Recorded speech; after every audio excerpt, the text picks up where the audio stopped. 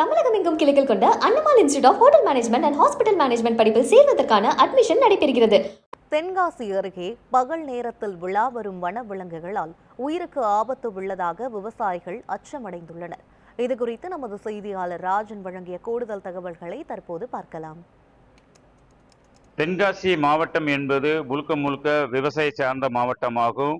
இங்குள்ள ஆயிரக்கணக்கான விவசாயிகள் தற்போது கார்நெல் சாகுபடி பணிகளை மேற்கொண்டு வருகின்றனர். மேலும் இங்கு உள்ள பகுதிகளில் தென்னை, வாழை மற்றும் ஊடு பயிராக காய்கறி பயிர்களும் விவசாயம் செய்து வருகின்றனர். குறிப்பாக இரவு நேரங்களில் உணவுக்காகவும் தண்ணீருக்காகவும் வன விலங்குகளான காட்டு பன்றிகள் மற்றும் காட்டு யானைகள் இந்த விளை நிலங்களை முற்றிலுமாக சேதப்படுத்தி வருகிறது. தொடர்ந்து வனத்துறையிடம் விவசாயிகள் புகார் தெரிவித்து வருகின்றனர். ஆனால் வனத்துறையினர் குறுகிய நேரங்களில் வெடி வெடித்து காட்டு யானைகளை விரட்டும் பணிகள் ஈடுபட்டு வருகின்றனர்.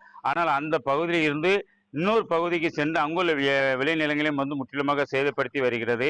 இதனால் இரவு நேரங்களில் இந்த காட்டு யானைகள் கூட்டம் என்பது தற்போது பகல் நேரங்களிலும் மனிதர்கள் நடப்பது போல் அந்த விளைநிலங்களுக்கு செல்வது போல் இந்த காட்டு யானைகள் என்பது சர்வசாதாரணமாக சென்று வருகிறது. இதனால் விவசாயிகளும் விவசாய தோட்டத்தில் உள்ள காவலாளிகளும் உயிருக்கு பயந்து அந்த பகுதிக்கு செல்வதற்கு அச்சப்படுகின்றனர். தற்போது இந்த தேங்காய் விளைச்சல் என்பது அந்த பகுதியில் அதிகமாக விளைந்து உள்ளது. ஆனால் தற்போது நல்ல விலை கிடைக்கும் போது அந்த தென்னை மரங்களை அந்த யானைகள் என்பது மூட்டோடு சாய்த்து வருகிறது. அதாவது விவசாயிகள் வைக்கக்கூடிய கோரிக்கை என்னவென்றால், இந்த யானைகளுக்கு தேவையான உணவுகள் மற்றும் தண்ணீர் என்பது அந்த வனப்பகுதிகள் வனத்துறையினர் அமைத்து கொடுக்க வேண்டும். அப்படி அமைத்து கொடுத்தால் மட்டுமே இந்த யானைகள் கூட்டம் என்பது இந்த விளைநிலங்களுக்கு வருவதை முற்றிலுமாக தடுக்க முடியும். ஏனென்றால் யானைகள் உணவுக்காகவும் தண்ணீருக்காகவும் தான் இந்த பகுதிக்கு வருவது என்று அவர்கள் தெரிவிக்கின்றனர். மேலும் காட்டு பன்றிகள் அட்டகாசம் என்பதும் தொடர்ந்து அரங்கேறி வருகிறது. இதை முற்றிலுமாக கட்டுப்படுத்த வேண்டும். மேலும் அகலமான அகழிகளை அமைத்து மின்வேலிகள் அமைக்கப்பட வேண்டும். அப்படி அமைக்கப்பட்டால் மட்டுமே இந்த யானைகளை முற்றிலுமாக தடுக்க முடியும் என்று விவசாயிகள் கோரிக்கை விடுத்தனர்.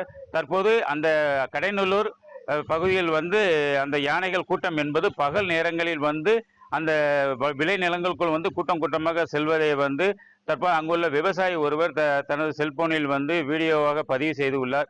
இதனால் உயிருக்கு பயந்து தற்போது விவசாயிகளும் அந்த காவலாளிகளும் மற்றும் வேலை செய்யக்கூடிய ஆட்களும் அந்த பகுதிக்கு செல்வதற்கு முற்றிலுமாக அச்சப்படுகின்றனர்.